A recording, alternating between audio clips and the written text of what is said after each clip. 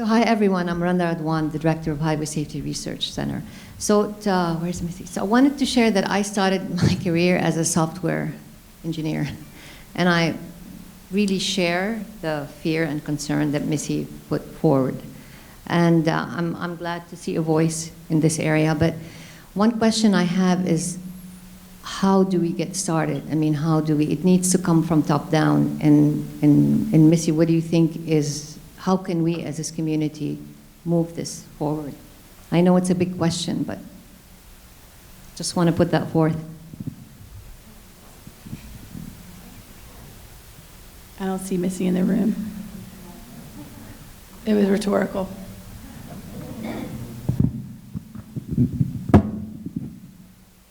So while you're thinking about that question and thinking about automated vehicles, we have a couple videos that we're going to show before our next speaker.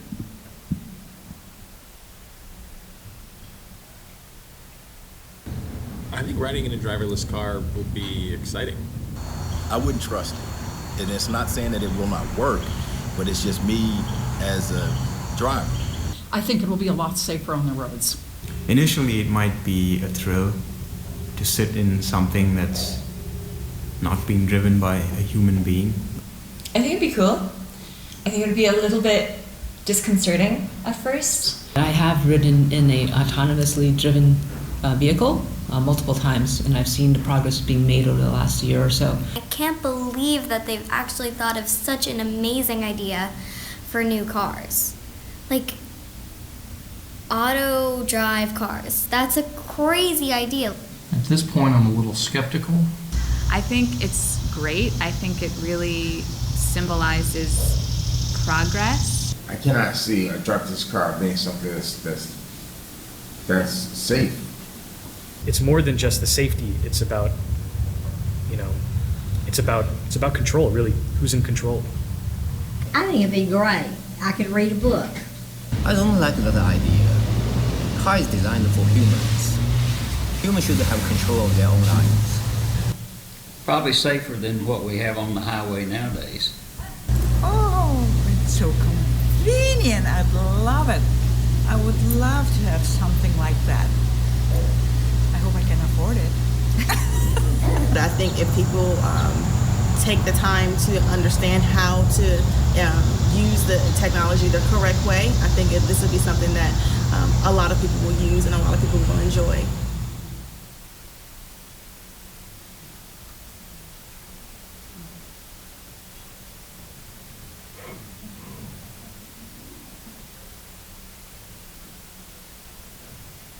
A lot more testing to make sure that they're reliable. Having data and knowing the methodology or the technologies behind autonomous vehicles would help to assure me that they are safe. I'm not sure how I can have them make me feel comfortable with what they've come up with at this point. I think there would have to be federally mandated certification, safety certifications. I think a good historical record of safety is a good convincer. I would think that by the time that they have people using that type of vehicle, that they would have tested it thoroughly so that there would be no mistakes in having that car crash. I'd say a few more years of me seeing some of them on the road. I don't think I want to be the first person to ride in one. Yeah, I would have to ride in one and be as exposed to it on several different levels before I would say it was entirely safe. I would like to see a lot more research and tests by people outside of just the manufacturers.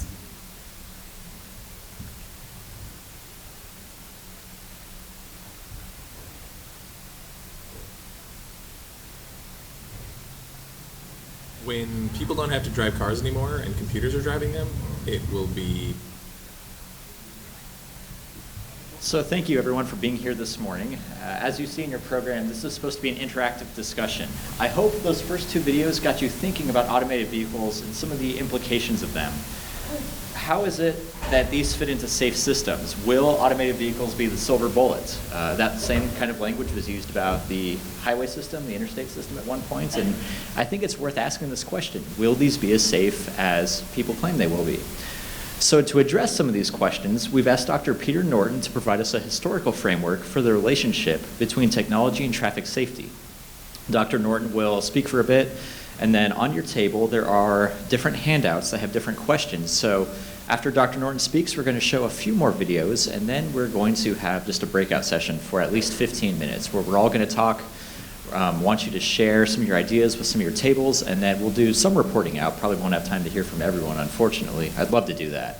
But we will have time, and we do want to hear your thoughts. There's such a wide range of people who everyone in here is so bright, so thoughtful, and we do really want to hear from you to see what is it that we're missing. Will this work? And so with that, I'd like to introduce Dr. Peter Norton. He is an associate professor of history in the Department of Engineering and Society at the University of Virginia, where he teaches history of technology, social dimensions of engineering, research, and professional ethics. He is the author of Fighting Traffic, The Dawn of the Motor Age in the American City, and his article Street Rivals, Jaywalking and the Invention of the Motor Age Street, published in Technology and Culture, won the Abbott, Pace, and Usher Award of the Society for the History of Technology. He has published work in transportation history and policy, traffic safety, and autonomous vehicles. He is a member of the University of Virginia's Center for Transportation Studies, and Dr. Norton is a winner of the Hartfield Jefferson Scholars Teaching Prize and of the Trigon Engineering Society's Hutchison Award for dedication and excellence in teaching. And honestly, he is just the quintessential gentleman. So thank you so much, Dr. Norton, and please come up.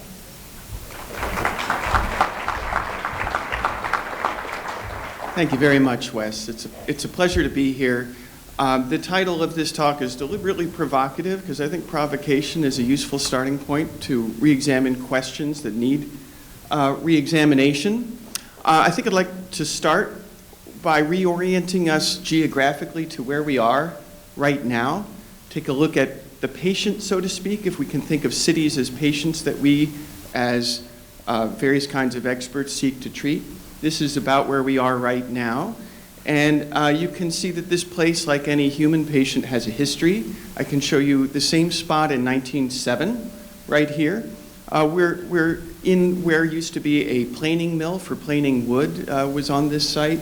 I spent the night at the Unscripted Hotel, which was where the Opera House was. The street grid has remained very much the same, but of course urban renewal and lots of other major transitions have transformed where we are right now. I'd like to zoom out some. Here we are again at the Convention Center. If you zoom out further, you can see the Durham Freeway passes nearby, and like freeways in most American cities, this has a complex and sometimes disturbing history. This destroyed an African-American neighborhood called Hayti, like most American urban highways did.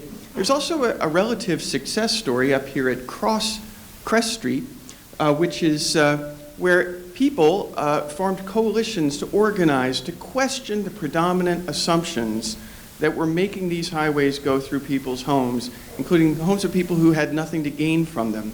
Very often, suburbanites were benefiting at the cost of the residents. And yet at Crest Street, residents organized and found allies and fought back. Here you see where that freeway passes. Crest Street is just south of that curve. Crest Street survives. It was certainly damaged, but you can see here in this 1970s planning document where the community was. And thanks to organization, it mostly survived this freeway, unlike Hayti. The organization that put together this effort is called the People's Alliance, and this is the cover of their report about Durham's freeway plans from 1978. And I think the whole report is worth reading, but if you can only take time for one sentence, it'd be right here. The second mistake transportation planners make is to ignore the lessons of the past. If you'd like to talk about the first mistake, I'd be glad to discuss that with you too sometime. Now, as for specifically where we're going into the future, I think we need some wisdom on this subject. We have lots of data. Data is rightly valued as essential, but data without wisdom is dangerous. And I think we can't find better guides to the kind of systemic thinking we need for these kind of problems than these two great thinkers, Jane Jacobs and Rachel Carson. Now, I wish Jane Jacobs and Rachel Carson were still living so we could hear what they have to say about autonomous vehicles and safety. I have some, I think, pretty safe guesses based on careful reading of their work. And since I can't invite them here to speak to you, instead I'd like to try to channel their wisdom for you so we can see what they would have to say about autonomous vehicles as a way to solve problems. And speaking of problems, of course, the right solution depends, first of all, on getting the problem right, asking the right question. And that's one of the basic things that these two thinkers have in common. Both questioned the predominant questions. Jane Jacobs, for example, was up against experts, policymakers, engineers, and others who were saying, how do we eradicate slums? How do we eradicate slums? Well, to Jane Jacobs, that was the wrong question. You have to think of a city as an integrated whole system. You can't isolate slums and eradicate them and think you're doing anything useful. And we live with the legacy of that failure. And today, Jane Jacobs is recognized, as she wasn't always in her own time, as extremely wise on this question. For Rachel Carson, she was up against people for whom the predominant question was, how do we exterminate insect pests? She said that's the wrong question too. If you're interested in agricultural productivity, food costs, farmers' well-being, there are better questions we can ask than that. Well, one of the lessons I think we can take from these two thinkers is that low-tech can be smart. This should not be misheard as me saying that smart or high-tech is inherently bad. Not at all. But why do we let that distract us from what low-tech can do, often now, often for much less cost, and often with more predictable consequences? High-tech doesn't offer those advantages. That's not to say high-tech isn't desirable. It's just to say that low-tech should be part of the mix as well. If we look again at Jane Jacobs and Rachel Carson, that's the kind of wisdom that both of their major works, Silent Spring and The Death and Life of Great American Cities, were offering. We can see that in the 1907 map of Durham, where we are right now. We can see it in other American cities of the pre-high-tech era, where you can see low-tech, sustainable mobility, like all of these people are on bicycles, for example. You can also see streetcars. You can see walkability. You can consider what this means for public health as well. We would have the advantage that you wouldn't be inhaling coal smoke the way these people were. You can see that also here in Rochester, 1908. Bicycles everywhere again. Even bicycles on streetcars. There's a sustainable, low-tech, energy-efficient, spatially efficient, affordable, generally socially equitable way to move people, and it's also very safe. Now, let's bring this up to the late 20th century. This is 1979. Many of you have seen variations on this kind of a poster. This is the original. It comes from activists in the Netherlands in 1979, and it's called Space Use, and it's an attempt to show you the relative spatial efficiency of different ways of getting around. You can also infer some energy efficiency and safety lessons from this example. I think it's very significant that this example did not come from experts, it didn't come from policymakers, it didn't come from the public sector or agencies, it didn't come from corporations, it came from people organizing. What saved Crest Street in Durham? It was people organizing to question what the experts had to say, to question what the private sector's agendas were. And we can see in the Netherlands, the results are quite interesting. You can see people safely, and I can substantiate that claim, safely intermingling with vehicles, on bicycles, on foot. Children are active. Instead of using permanent marker on their walls of their home, they're riding bikes. You can see one of the keys that's not well appreciated is that children go to street school. They learn to use streets, and you get a diploma when you graduated learning how to use streets safely as a child in the Netherlands. This picture is from the 50s. It continues to today. You get your street safety diploma after an intensive course. And this gives children access to streets, something I still don't hear to discuss very much by the experts in our body. We have choices in the Netherlands, like those bike lanes on both sides of this road, and that gives us substantial bicycling. That's a public health benefit as well as a mobility and a social equity benefit, as you can see here. Now, this was not a given for the Netherlands. It's a mistake to think that the Netherlands was somehow enlightened relative to us or something like that. The Netherlands had a pro-car policy up until the early 1970s, and you can see that it was crowding streets with motor vehicles. This could be Durham, as it happens, it's Amsterdam. What stopped it wasn't an enlightened government. What stopped it was people organizing like these people, saying we want safe streets, we want streets where we have choices, where we can walk, where we can drive, where we can ride a bike. They organized for safe neighborhoods. This is a Wonerf, maybe some of you have heard of this. They even said children should have priority. That headline says, give street traffic priority to children. An unthinkable idea still here, but why not? Why is it unthinkable? It actually works quite well in the Netherlands. The Netherlands, people organize, that's organizing.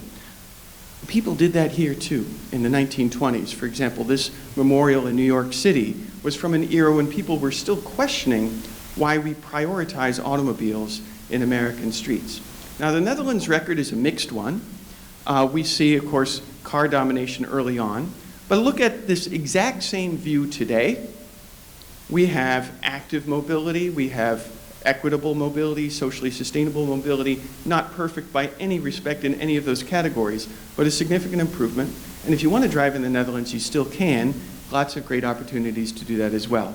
Now, traffic fatalities in the Netherlands actually rose steeply for a long time. This is 1950 to 1970, total traffic fatalities.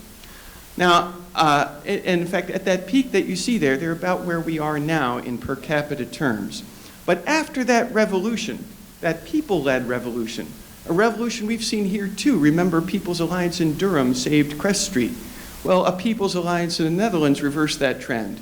So that now, in the Netherlands, they have about 1/3 the traffic fatalities per capita that we have in the US. We are about where they were in 1970. All right, I think we have something to learn from that superb or striking example. Now, up against this, I find myself confronted with people who contend that their solutions are data-driven and therefore beyond question. And these tend to be high-tech, high-cost, long-term solutions that may indeed be wonderful, but we can't know with confidence yet because they haven't been tried. To them, I would like to contend that data don't drive. Data literally drive nothing. At best, data are a guide. They're like a compass reading. They can't tell you what destination you want. They can only tell you which direction you're going, right? So if data don't drive, they guide. We have, nevertheless, this ubiquitous notion. You can see it at every conference like this one, except this one is separate or distinct because it's looking at the whole system. But you see data-driven everywhere. Everything is data-driven. And I take this as a kind of challenge to the right to question the high-tech bias, because high-tech is data-driven, and our low-tech alternatives allegedly are not. And you can see this data-driven thing is really just everywhere. You can't really get away with it. I want to propose to you that data drive nothing. Instead, the agenda comes first, the data follow. Once you have an agenda, you can find the data you need to serve it. Now, that's a big claim. I'd like to illustrate it. I think it will help to look at some old ways of packaging allegedly data-driven solutions, but in using a kind of visual metaphor that I think would be called magical futurism. Some of you will recognize these stills from a popular children's TV cartoon of 50 or 60 years ago. It is, of course, the Jetsons. Now, what's interesting to me about the Jetsons is it shows a magical future where things that still, even today, seem far-fetched are depicted as real. And also, very interestingly, it is exclusively technological progress. There is no social progress. There's no cultural change. In this world of the far future, the mom is still the housewife staying at home. The robotic housekeeper is still depicted as a kind of feminine maid figure, and the father is still going to the office. There's no diversity of the population at all. It's as if it's 1960 transposed into the distant future. I think we may be seeing something like that with the depictions of the future we're going to, as if there's no cultural change, just technological change. These stills, which look like they're from the Jetsons, are actually from Disney's depiction of the autonomous vehicle future depicted in 1958 in Magic Highway USA. I think much of the public relations we see by the people who want to sell us the autonomous vehicle future are coming from people who are presenting them in very much these same terms. We can see the autonomous vehicle future has been depicted for a long time, and the kinds of depictions that we have today are still similar. We see predominantly people either in vehicles or the view through the windscreen or the windshield. We don't see, not as often anyway, a more complex city. This is the autonomous vehicle future depicted by the predecessor of TRW Corporation back in 1958. This is RCA. TRW is now owned by ZF, a German company, and they're still giving you the same message with the same kind of visual metaphors. This is not data-driven, this is agenda-driven. The data follow from it. Consider recent forecasts. This is 2013 of the future of autonomous vehicles. Recent forecasts that say that by 2020, we will have full autonomy on our streets. This is 2015 again, talking about 2020, we won't have driver's licenses anymore. Nobody thinks that by 2020 we won't have driver's licenses anymore. Or consider this, The Guardian says you won't be in the front seat anymore by 2020. These are all predictions for about where we are today, and they're all vastly, excessively optimistic about where the technology can come from. So if they're data-driven, maybe the data are wrong, but I think more likely they're agenda-driven. And an agenda-driven message will have to be a message that's excessively optimistic. You're not going to attract investors or corporate partners by saying, I don't think we know what we're doing yet. You attract investors and partners by exaggerating what you can offer and then claiming that it is data-driven. BMW says we'll all be in level 5 safe driving cars by 2021. I doubt anyone in this room thinks that's likely. Now, I would propose to you that this is actually, although we keep talking about everything being radically different, this is very much the same thing we have been seeing for 80 years. If you go back to Futurama, you've probably heard of the exhibit in New York City, 1939, 1940, General Motors depicted the world of 1960 as a magic wonderland with no traffic congestion, no traffic delays, no traffic accidents. That's kind of the message we're getting now as well. They continued this message after the war with using terms like Autorama and Motorama. There was a Futurama 2 in 1964 that continued this message as well. I propose to you that we are now living in Futurama 3. They just haven't named it yet. Futurama 3 is the same message, the same exaggerated depictions of a future with 0 traffic accidents, 0 crashes, 0 fatalities, no congestion. We're still being promised versions of that today. I think we need to update the name, though. I would call it Autonorama. I think that's what we're seeing. And notice how so much of the public relations is still in this vein. What is Autonorama? Well, let me begin with Futurama. That's 1939's vision of 1960, according to General Motors. None of these cars have to park anywhere because they're all really moved in this model, but on grooves that when they reached the end of the track, they followed a belt around the bottom of the track and they came back where they started again. So there were no parking problems in the future.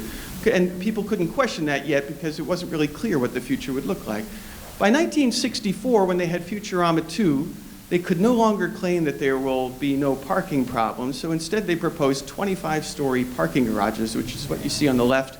Those are 25-story tall parking garages. They're finally admitting that the cars have to park somewhere, but they're still trying to claim that you can have an attractive, desirable city in this mode. Autonorama is, I think, got more in common with Futurama 1 and Futurama 2 than it has with some kind of notion of data-driven scientific accuracy. Autonorama, this driverless car still has a steering wheel. This is from Continental Tires. Some of them are sort of abstract looking. We're interconnected. You can see car domination persists, car dependency persists. I want to be fair. The most diverse, walkable version that I've seen comes from Ford, although they say this is in the distant future. And just like Futurama 1, how plausible or feasible this actually is not very important. What's important is that it be attractive and invite you to support Ford's vision of the future. To take it back to General Motors, this recent report from CEO Mary Barra promises that you will have 0 crashes, 0 emissions, and 0 congestion. This is, I think you guys are too smart to be taken in by this. This is, again, a depiction of the future like Futurama 1 and 2 were. 0, 0, 0 is a very attractive goal. I don't think we have to spend any time on 0 emissions. Yes, they might all be electric, but they're not going to be 0 emissions. Wind and solar together amount to about 10% of the grid. We're not going to expand that much more. Where else is the energy going to come from? You think biofuels are 0 emissions? That's not so clear. Maybe nuclear? Right now, if they did this, it would be mostly, of course, fossil fuels that would supply that energy. So forget about 0 emissions. What about 0 congestion? Well, we've had this promise for a long time, all right? Cure for congestion, this is 1948, all right? This is the Davison Freeway in Detroit, which is actually not very congested today because most of the population of Detroit left. But, of course, this is not true around cities like Washington, D.C. or Charlotte or whatever. This is a 0 congestion promise also from Portland Cement Association, 1960. You will have no traffic jams on the Northwest Expressway in Chicago because of you building this highway. Now, that, a big project requires a big claim. The big claim here is 0 congestion. That justified doing this to Chicago. That's where they put that freeway. That's Northwest Chicago. Incidentally, they call this slum clearance, okay? That's how you excuse taking away people's homes, to put in what's now called the Kennedy Expressway, which is notoriously congested. In fact, if you go to the American Highway Users Alliance, which was founded by General Motors, by the way, they call this the #1 bottleneck in the entire United States of America. Think about that. The #1 bottleneck in the United States of America, according to the American Highway Users Alliance, is the same thing that they were selling in 1958 as the elimination of all traffic jams. We should be skeptical about similar promises today. San Francisco did a study of Uber and Lyft, transportation network companies in San Francisco and their contribution to congestion. That's a useful look at what AVs might do because they are in some ways analogous to shared AVs. They found that 50% of congestion increase in San Francisco was attributable to them. That may be a warning about what autonomous vehicles may do in terms of congestion. School drop-off by conventional vehicles looks like this. What happens when autonomous vehicles are dropping people off at their doors all at the same time? They will have to queue up too, okay? And their spatial efficiency won't be much better in terms of vehicle space than they are in this picture. Or look at what the consultants of the auto industry have to say about autonomous vehicles. KPMG issued this report in which they say personal miles will soar, people will drive more, not drive more, but sit in cars more because the time cost of travel will be less. And they promise the auto industry you can expect an additional 1 trillion miles by 2050. What does that do to your emissions? What does that do to your congestion? Even what does it do to your safety? Even if the vehicle is safer per mile, you negate some of that by driving or being in a vehicle far more than ever before. They promise the industry a 1 trillion mile surge in vehicle miles of travel. There's an exclamation point. They're happy about this. Now, this is from a consultancy to the auto industry, not the industry itself, but presumably the consultancy has the pulse of the industry. Otherwise, it wouldn't be of value to the industry. They also promise that occupancy rates may fall. In fact, if they fall below 1, cars will wear out faster, they'll be on the road more, there'll be more vehicles sold than we have even today. Right? Now, I want to turn to 0 crashes, the third of these 3 big promises that we get. Public relations beats research. I think I've illustrated at least some evidence in support of that claim already. I want to give you a little bit more about 0 crashes. We have been promised zero crashes for 85 years. This is 1932. The highways we drive on in the future will eliminate 98.1% of all accidents, right, because of grade separations, shoulders, median strips, and so on. Of course, what they did is diminish the frequency of some kinds of accidents or crashes while increasing the frequency of others. They just omitted the second part of that equation. They kept promising that right into the era of 50,000 fatalities a year, which is when this is from, mid-1960s.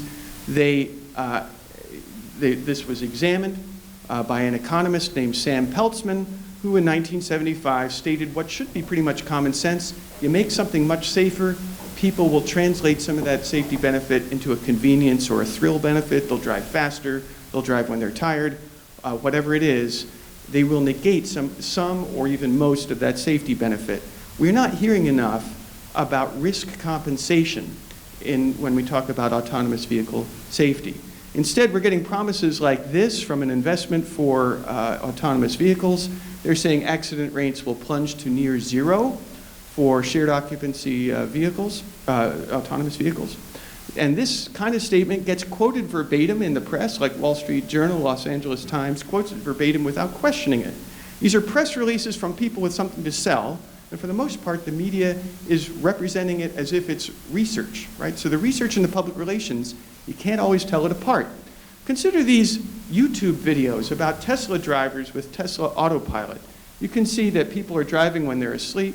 People are hacking the vehicle so that the vehicle thinks your hand is on the steering wheel. They put a bottle of water on the steering wheel so the Tesla thinks there's a hand on it and keeps driving autonomously. Here's some guys playing some kind of patty cake game.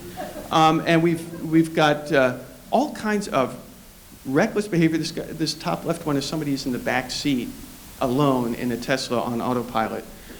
This is all stuff that Sam Peltzman predicted in 1975 when he proposed risk compensation. And the fact that Tesla and others seem to be ignoring risk compensation may tell you about which has priority, research or public relations. What about those safety drivers? These will solve all of our problems, right? Well, research again has been ignored on this. And now I'm talking about research that goes back 70 years. Norman Mackworth in England studied radar operators in England during the Blitz, during World War II. And they had to look at mostly uneventful screens for hours. And what he found was that their attention spans quickly shrank to almost nothing. This has been known, in other words, since this article was published in 1948. It's been known that you cannot ask people to pay attention to nothing. What does a safety driver in, let's say, an autonomous Uber have to do but pay attention to nothing, right? So why do we blame the Uber driver when all they do is demonstrate the validity of this 70-year-old research by failing to pay attention, as, for example, when Elaine Hertzberg was crossing this street in Tempe, Arizona, and was killed on March the 18th, 2018, right? That's Elaine Hertzberg, and she died in part because we have also a public sector that's competing for tech leadership. Everybody wants to be a tech hub. Uber couldn't get permission to do this kind of thing in California. So Arizona, the governor personally said, we've got open roads and open arms here. You come to us, we want to be the tech leader. To be the tech leader, we will let you do things California won't let you do. I think we should blame the governor, I think we should blame Arizona, and I think we should blame Uber. But those are secondary. I think primary, we have to recognize that in a competitive enterprise and in a federalized national government, we will inevitably have states and localities competing in a race to the bottom for standards to get the businesses in, and the businesses will have to do it or risk failing in this highly competitive business environment. National Transportation Safety Board has not yet reached a definitive conclusion. However, the Sheriff's Office is not filing charges against Uber. There's a lot of people who say autonomous vehicles will have to be a lot safer, like not crossing the center line and so on. It won't take long for machine learning and competitive businesses to start programming autonomous vehicles to do what humans already do, and that is exceed the speed limit, cross the center line prudentially when warranted, and so on, to find that limit between what gives the occupant the drive they want and what risks inviting some sort of legal penalty, right? Now, we can have a super high-tech solution to this. We could go all the way to level 4 or level 5 autonomy. This will be extremely expensive. You need anywhere between 100 and 1,000 sensors on this. You need LiDAR, and LiDAR is more expensive than a car right now, so one car's LiDAR costs more than the rest of the car. This means the autonomous vehicles will be too expensive for most people to own, maybe too expensive for people to be passengers in as well. But I want to suggest that we're risking making problems even worse. You guys are systems thinkers. You don't think about safety and isolation. However, a lot of people do. Rachel Carson and Jane Jacobs were up against people who looked at problems in isolation, like, for example, exterminating insect pests. Well, consider what our real public health issues are. Motor vehicle fatalities are absurdly high, 38,000 a year. We don't want that. Nobody wants that. But look at what else we've got to deal with. We have cardiovascular disease way ahead of road accidents. I'm not saying we don't want to get road accidents down, but I'm not sure that autonomous vehicles will get road accidents down if they increase vehicle miles of travel, and if companies make decisions like Uber did, and states and other governments make predictions or conditions, set conditions like Arizona did. We actually risk not diminishing crashes by very much, while at the same time expanding the real public health problem. If you're a systems thinker, you will think of public safety as a subset of public health, right? And I think we can translate public safety into crash deaths for our purposes, and public health into premature death associated with sedentary living.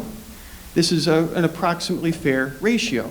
It's possible, I'm not convinced yet, but it's certainly possible that autonomous vehicles will somewhat shrink crash deaths. It will not get them anywhere near to zero if vehicle miles of travel soar and if competitive pressures on governments and corporations make compromises of standards necessary, just as a business necessity.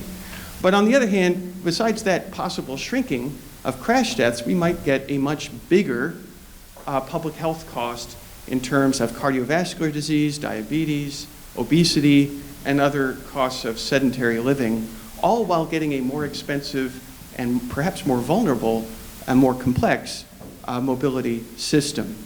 Now, if you look at the research, though, what I've just said is very much in question. We see here in this statement says that the autonomous vehicles are definitely coming. We have to just get ready for them, so stop debating how much we want them and just start preparing for them. And they say the main goal is to reduce the number of accidents. This is an MIT technology review. Okay, so I go here for what I take to be authoritative research answers. But this article in MIT Technology Review is sponsored by Intel. And Intel has stuff to sell, right? Stuff like sensors. You will generate about 3,000 times more data per minute, according to them, in an autonomous vehicle than when you're sitting in a chair with your phone, right? Well, that's a market. That's a market opportunity. This flood in autonomous vehicle data means 3,000 times more data per minute in a vehicle than out of a vehicle, right? Where is this message coming from? They're coming from the people who want to sell you this. This is a press release from the CEO of Intel. Data is the new oil. The vehicle occupant is the oil well. They will extract it. Why are they saying this? Because they're trying to attract partners in the auto industry who will work with them. It'll be a win-win for the tech companies and the auto sector because they'll get 3,000 times more data out of you that way. It won't necessarily be a win for us. Now, think about the implications of that for being in a vehicle. They will want you to be in the vehicle more. Now, these are the same people who wanted you to be on your phone more. And most of you, maybe all of you, are struggling with how do I manage the amount of time my phone is demanding of me. Now, a lot of those demands on your time are coming from very smart people who know how to deploy and tap our cognitive characteristics as human beings to make us want to keep scrolling, make us want to keep clicking. Well, what if that habit is now transferred to an automobile?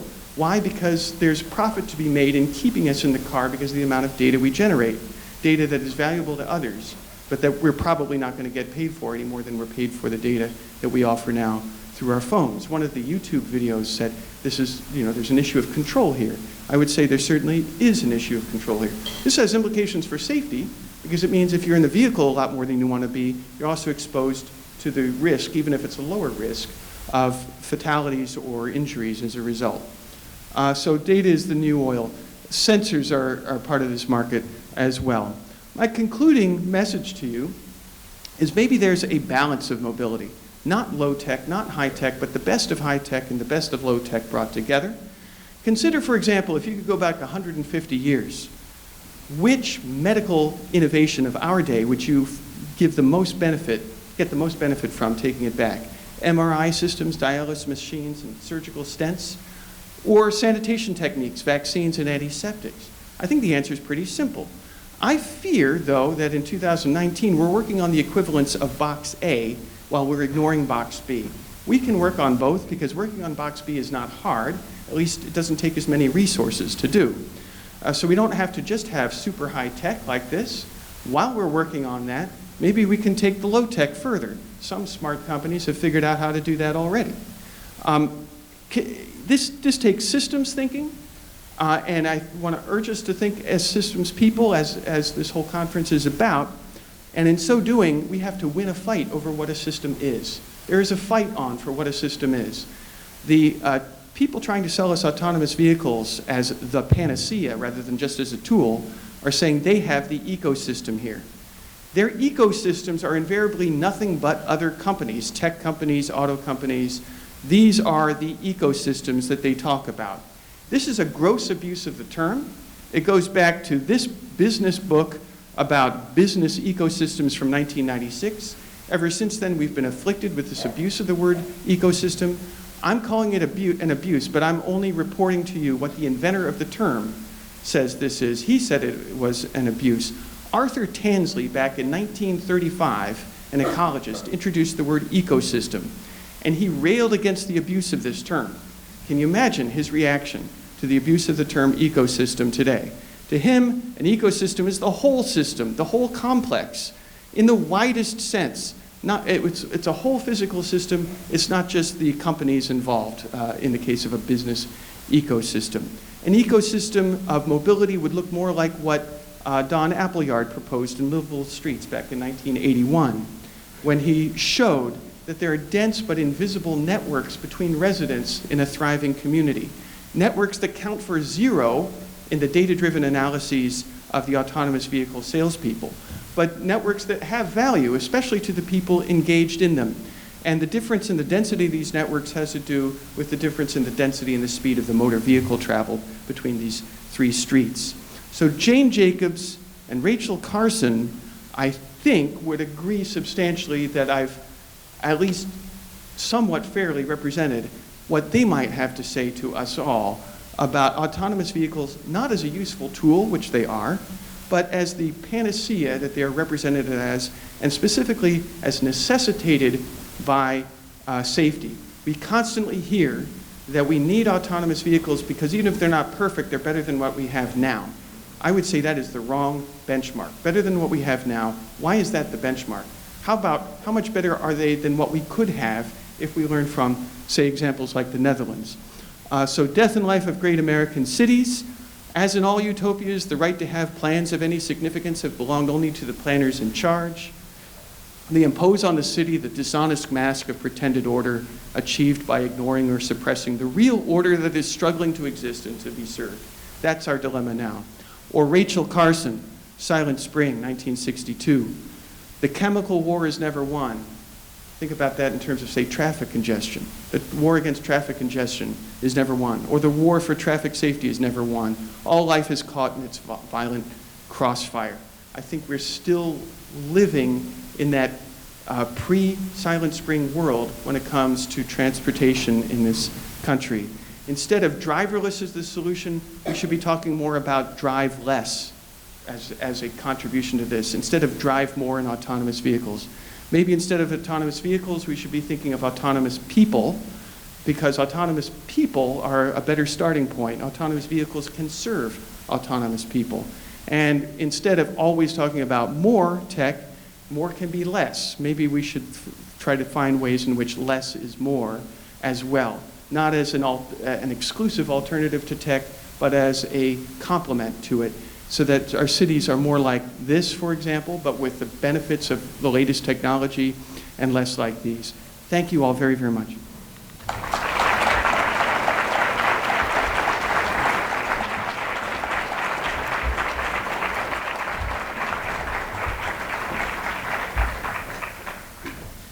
Thank you, Peter. So we have a few more videos that we're going to show you, and then we're going to take some time to talk through some of this.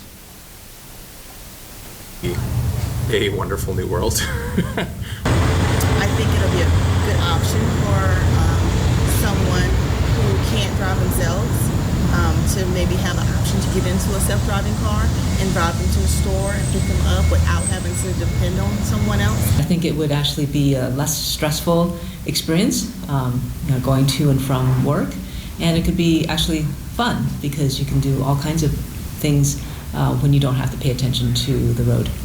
I think that if people aren't driving, it would probably be safer. Probably because most road accidents are caused by people driving. I think there's a convenience factor to it.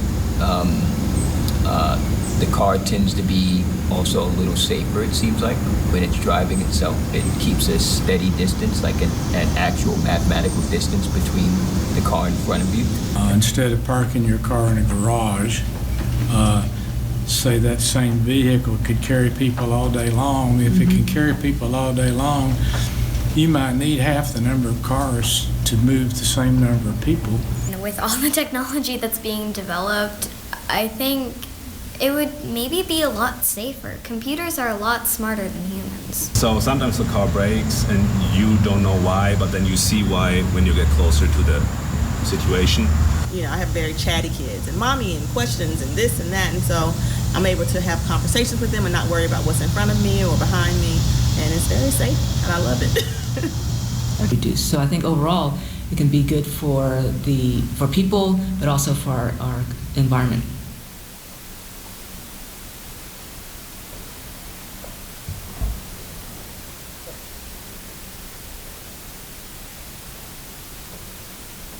It would be a little unsettling, small computer glitch. You won't even see it happening, could have drastic consequences. I want to control my own destination in that way, but it's more of safety at the same time. I don't think I would be confident enough to give up my control button. That would be my concern as to who's controlling it and how well it's being controlled and whether those systems will work 100% of the time. In the event you do have a pedestrian that darts out in front of your vehicle or steps off the sidewalk, the human perception will pick it up a lot quicker.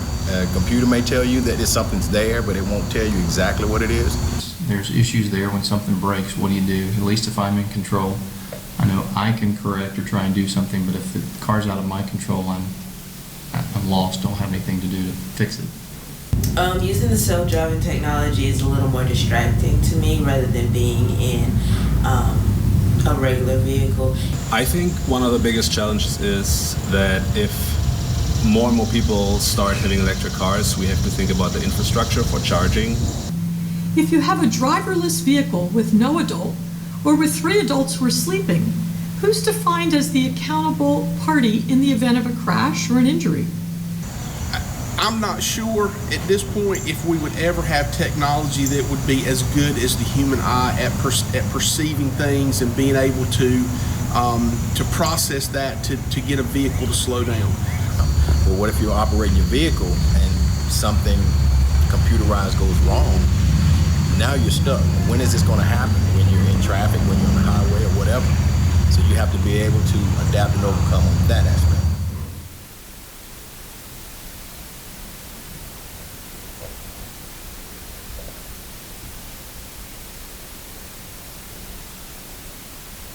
I think it's still going to have some human input.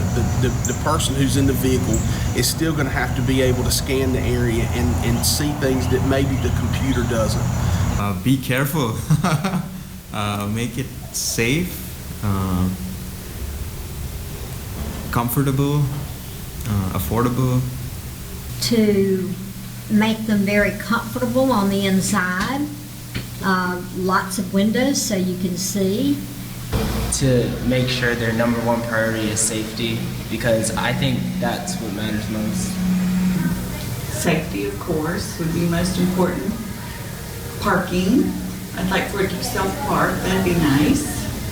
If we could find a way to be able to provide cars to the lower income population, I think there would be many more people driving those cars. So I hope that they have a really big understanding of just how cars work in society at large, beyond just how to make them autonomous.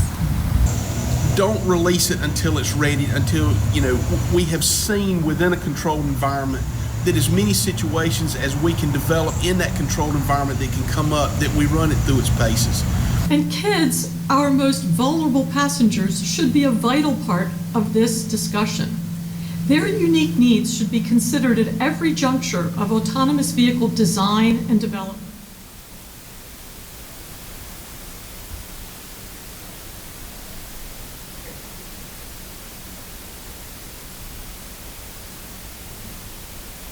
I feel like technology is definitely taking over. I believe that in the future, transportation will become much more of a service than self-owned vehicles that individuals drive. Wow, I think people will be flying. I think it will possibly change the way we use public transport and the way we use cars as like a personal thing to be more of a rideshare public thing happening. I would imagine that whether it's an autonomous personal vehicle or an autonomous shared commuting vehicle or autonomous city buses, all of those things I expect to see regularly. I think with automation, a lot of these things can be better synchronized to minimize travel time. So I guess maybe a few more years down the road, our kids and our grandkids are going to see things very different than what we've had. Maybe 2 or 3 different families could have one self-driving car that if it knows what it has to do in the morning in certain times, it can pick up this person, take them to work, go back, pick up the next person, take them to work, without there being a need for a person to do that. That I'm looking forward to a future that's more efficient in terms of energy use and in which transportation is just easier by car than it currently is. Even though we've got the technology that makes our lives easier and may make it a little bit safer for us to get from where we're going to where we need to go, we still have to look out for that human element, and we still have to make smart decisions, not only for ourselves, but those around us, so that we all arrive safely at our destinations. Okay, thank you everyone for watching those videos. So we still have some time left in this session, so I'd like to talk through some of the different questions that are on your table. And so we can spend a couple minutes sharing with each other, and then I'll just ask if there are anyone who wants to put forth an answer. So the first question, Peter gave me these questions, so thank you once again, Dr. Norton. Do data drive? So Dr. Norton said that data don't drive. Is he wrong? And he asked me to ask you that. Is he wrong? If he's right, what does drive? And assuming 2 data sets are equally vital, why might one get far more research attention than the other? What data are developers of advanced mobility systems neglecting, and why are they neglecting them? And how can the same data be interpreted in opposing ways? So I'll give you a couple minutes to think through that, unless anyone has an answer already.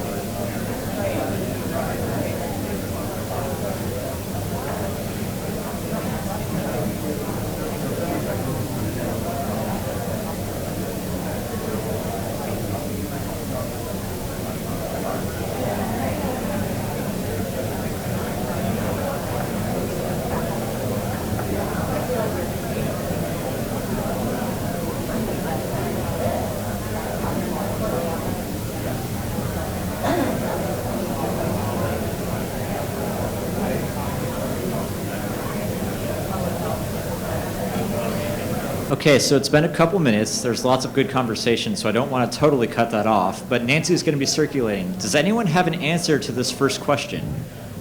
Do data drive? And if not, what is driving? So raise your hand if you'd like to share something with the crowd.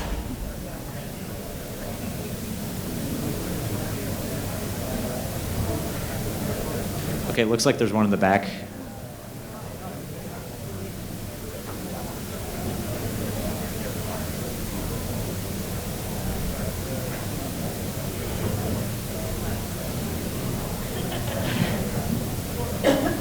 So our table, I'm Heidi Perry, I'm with Bike Walk NC, but we were talking about data that is being used to make decisions. For example, you might have a projection of how much traffic is expected in the future, and that projection may be based on data of how many people are currently driving their vehicles. Is that the data we want to be using? Or do we want to use data that says, how do we get fewer vehicles on the road? So that was one thing that we talked about over here. So Heidi's asking questions about what data do we use for predicting trips and vehicle travel in the future. Nancy, I think I saw another hand in the back. And then we'll move on to the next question after this one.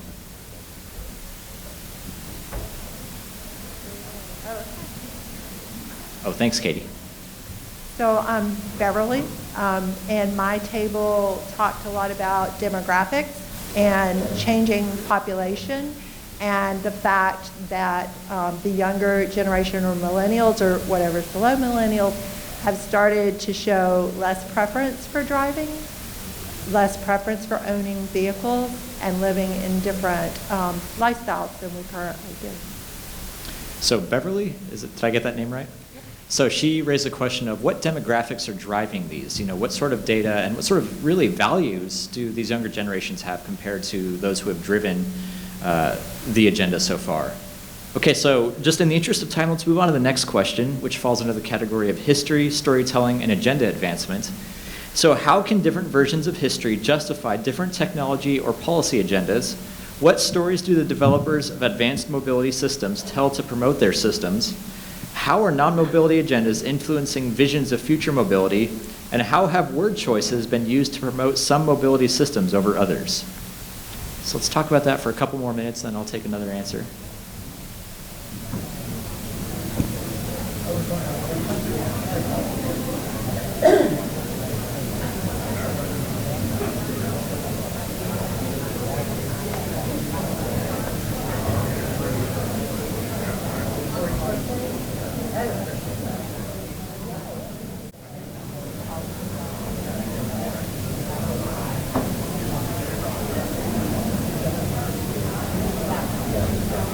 Never try to take fair share with the project size. Well, yeah, I probably overdid the suggested questions anyway, but I realize now also the question about how you tell history in ways that support agendas is actually what I'm talking about cutting for reasons of time. But it's still good because they know firsthand histories of the car have been used to justify that car.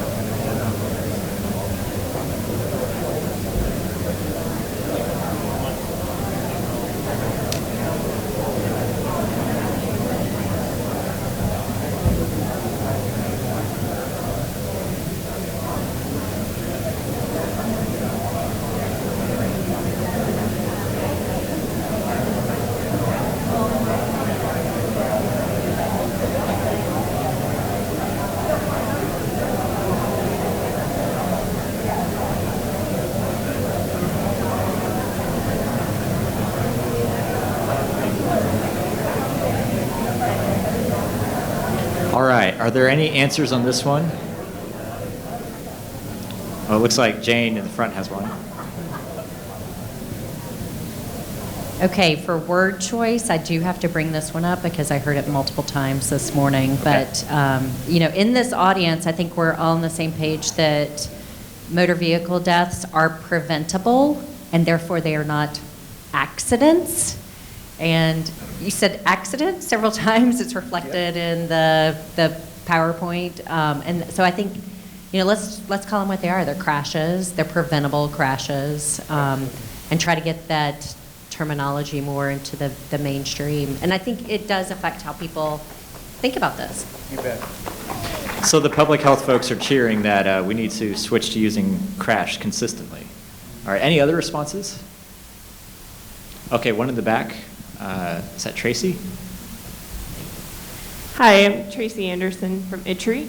One other term we talked about other than crash not accident is the term jaywalking, which started back in the day when the streets were for the people, and then the car corporations came in and came up with the term jaywalking to then victim blame and say, well, if you're in the street and a car hits you, it's your fault because you're jaywalking.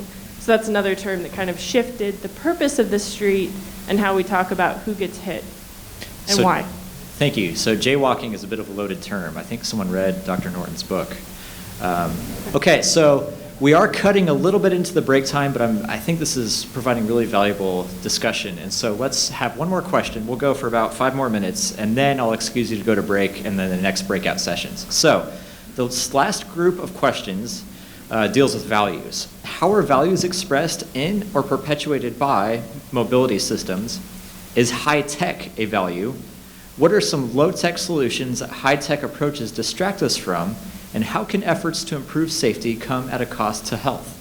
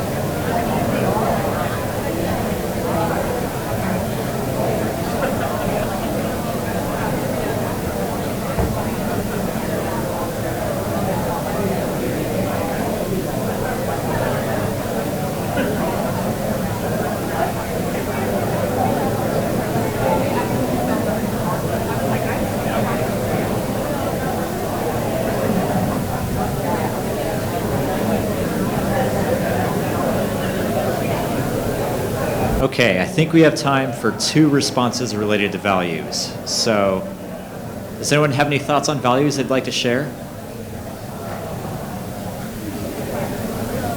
Okay, we have a hand over here.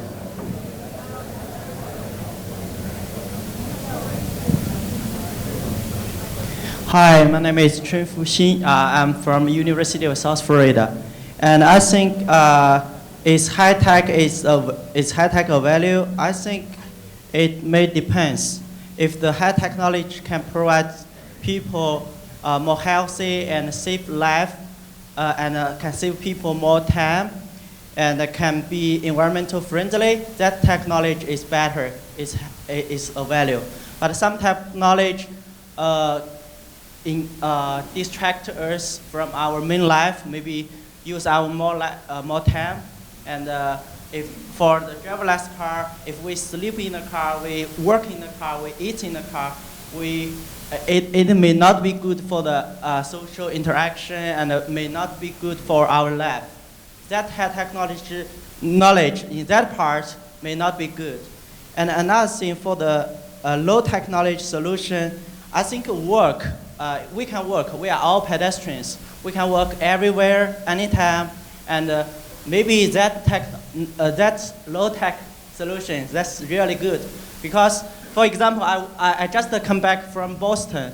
Sometimes when we choose to work, in maybe 30 years ago, maybe 20 years ago, we can choose to work for the distance less than 1.5 kilometers. But now we choose to take Lyft or Uber when we see that distance.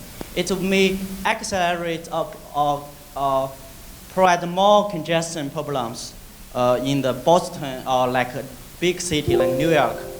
And another thing for the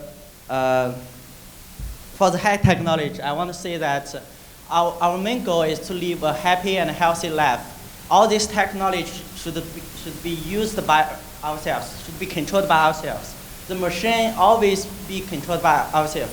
Like the data cannot be driven by itself under certain circumstances, but only the data can be controlled by people when we give them the order.